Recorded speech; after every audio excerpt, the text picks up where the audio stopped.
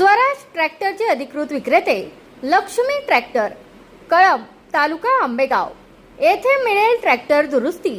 संपर्क कानडे बंधू। लक्ष्मी ट्रॅक्टर, भक्कम ताकद, भक्कम विश्वास। आंबेगाव तालुक्यासह डिंबे धरण परिसरात गेल्या काही दिवसांपासून सुरू असलेल्या संततधार व मुसळधार पावसामुळे संपूर्ण तालुक्यात पूरस्थिती निर्माण झाली आहे। घोडंबीने रौद्ररूप धारण केल्याने नदीकाठच्या अनेक गावांमध्ये पाणी शिरले असून प्रशासनाने नागरिकांना सतर्कतेचा इशारा दिला आहे। हुतात्मा बाबू गेनू जलाशय व डिंभे धरण परिसरातील पाणीसाठ्यात अवघ्या 3 दिवसात मोठी वाढ झाली आहे। त्यामुळे घोडंबीच्या पाणी पातळीत सातत्याने वाढ होत असून पिंपळगाव, खडकी, कळंब, चांडोली, शिंदेवाडी, एकलहरे, निरगुडसर, भराडी आदी गावांतील नदीलगतच्या भागात पुराचे पाणी पोहोचले आहे।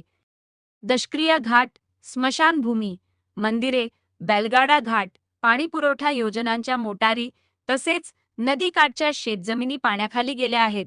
काही ठिकाणी पाणीपुरवठा योजनांच्या मोटारी वाहून गेल्याची भीती व्यक्त होत आहे। मुसळधार पावसामुळे अनेक ओढे नाले दुथडी भरून वाहत असून पुलावरून पाणी वाहत असल्याने वाहतूक विस्कळीत झाली आहे। काही रस्ते, पूल व भराव खचल्याने सार्वजनिक मालमत्तेचेही नुकसान झाले आहे। त्यामुळे नागरिकांनी अत्यावश्यक कामाशिवाय घराबाहेर पडू नये व नदीपात्राजवळ जाणे टाळावे असे आवाहन करण्यात आले आहे। दरम्यान सततच्या पावसामुळे भाजीपाला व जनावरांच्या चारा पिकांचे मोठ्या प्रमाणात नुकसान झाले आहे। मात्र दीर्घकाळानंतर झालेल्या समाधानकारक पावसामुळे भविष्यातील पाणीटंचाई व सिंचनाच्या चिंतेतून काहीसा दिलासा मिळाल्याची भावना शेतकरी व्यक्त करत आहेत। युवासेना कार्यकारिणी सदस्य सचिन बांगर यांनी महसूल व कृषी विभागाने नुकसानग्रस्त शेतकरी, घरमालक व सार्वजनिक मालमत्तेचे तात्काळ पंचनामे करून शासनाच्या नियमानुसार आर्थिक मदत द्यावी तसेच पूरग्रस्त भागात बचाव व सुरक्षा उपाययोजना युद्धपातळीवर राबवाव्यात अशी मागणी केली आहे। आंबेगाव तालुक्यातील पिंपळगाव, खडकी येथील गोड नदीला प्रचंड महापूर आलेला आहे। आपण बघू शकतो की गोड नदी तुडुंब भरून वाहतीये। अक्षरशः हा जो संपूर्ण परिसर आहे हा अहिल्याबाई होळकरांचा राजवाडा आहे। या ठिकाणी तटबंदी बघू शकतो आपण। तटबंदीच्या जो एंट्री आहे त्या एंट्रीला त्या ठिकाणी पाणी लागलेलं आहे। बाजूला ही पिंपळगाव तर्फे माळुंगे गावची पाणीपुरवठा योजना आहे आणि गावाच्या लगतची ही स्मशानभूमी आणि स्मशानभूमी लगतच्या परिसरातील शेतामध्ये देखील संपूर्ण पाणी घुसलेलं आहे। त्याचबरोबर संपूर्ण हा जो परिसर आहे हा जलमय झालेला आहे।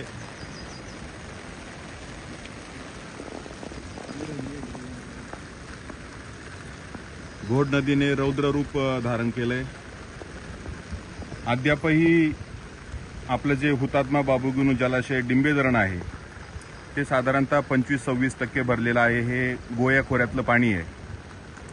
नवीन आकडेवारी अजून अद्याप आपल्यापर्यंत आली नाही, कदाचित ते 35-40% आसपास गेलेलं असावं। तरी हे खालच्या खोऱ्यांमधलं जे पाणी आहे याने गोड नदी अक्षरशः तुडुंब वाहतीये। माझी या निमित्तानं सर्व ग्रामस्थांना, नागरिकांना विनंती आहे की गोड नदी काठची जी गावं आहेत विशेषतः या परिसरामध्ये कुणी जाऊ नये। शेती पंप देखील त्या ठिकाणी मोठ्या प्रमाणामध्ये या गोड नदीमध्ये आहेत। शेतकरी बांधवांना अगोदर प्रशासनाने सूचना दिल्या होत्या की आपले शेती पंप त्या ठिकाणी काढून घ्यावेत, परंतु अजूनही काही शेतकरी नदीपात्रामध्ये घुसू इच्छित आहेत। त्यांना विनंती आहे कृपया आपण आपल्या जीविताची काळजी घ्या, कुणी गोड नदी पात्रामध्ये आतताईपणा करू नका। आपण बघू शकतो पिंपळगाव तर्फे माळुंगे गोड नदी काठचा हा जो संपूर्ण परिसर आहे आपला हा बैलगाडा घाट। बैलगाडा घाटाच्या पाठीमागच्या बाजूला स्मशानभूमी आहे। ती संपूर्ण परिसर हा स्मशानभूमीचा पाण्याखाली गेलाय। हे बैलगाडा घाटाचं स्टेज आहे। पलीकडे खडकीचा इतिहासकालीन अहिल्याबाई होळकरांचा जो तटबंदी आहे ती दिसते आपल्याला। संपूर्ण परिसर पाण्याखाली गेला, विस्तीर्ण परिसर आहे गोड नदीचा। या बाजूला देखील हा जो पिंपळेश्वर महादेवाचं मंदिर आहे अक्षरशः मंदिराला पाण्याने वेढलेलं आहे। गेले 3-4 वर्ष सतत घोड नदी दुथडीवरून वाहतीये, परंतु आजच्या परिस्थिती थोडी वेगळी आहे. अद्यापही डिंबे धरण भरलेलं नाहीये.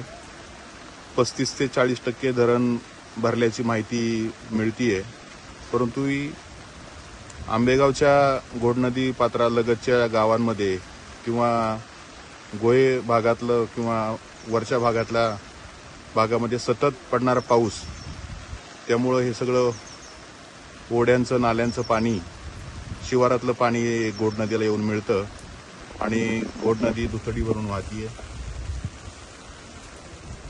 नदीकाठची जी गावं आहेत त्या गावातल्या लोकांनी, नागरिकांनी सतर्कता बाळगणं खूप आवश्यक आहे. नदीकाठच्या परिसरामध्ये शक्यतो येणं टाळावं लोकांनी.